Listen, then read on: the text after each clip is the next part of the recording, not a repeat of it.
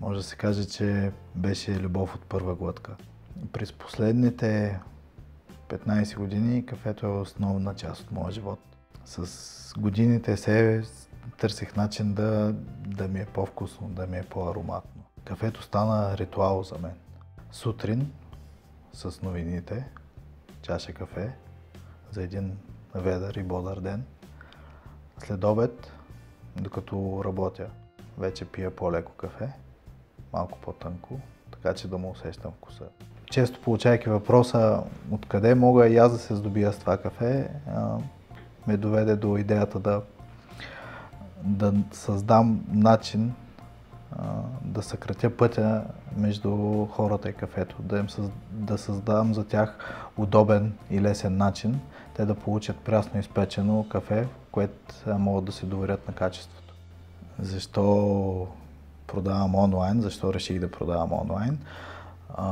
Първо и най-важно, така се съкращава пътя на кафето от производството до крайния потребител.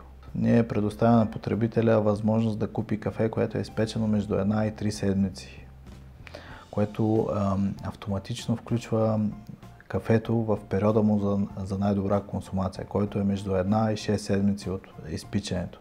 След 6 седмици кафето започва рязко да губи вкусовите си качества.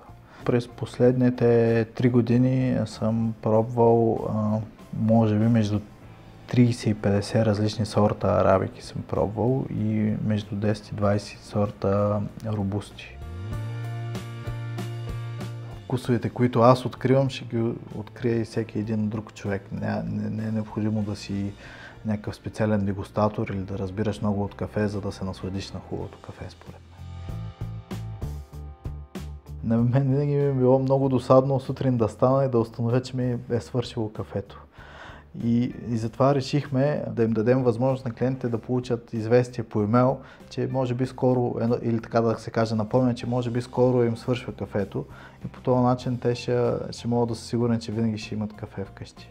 Освен кафето, което могат да си купят, нашите потребители ще открият и много гайдове и клипове, как да си направят съответното кафе с различните видове кафеварки, като джазве, кубинска кафеварка, френска преса, колд брю, еспресо машина, кафе робот, как да си ги настроят, така че да получат максимално богата напитка от всяка една от тия машини.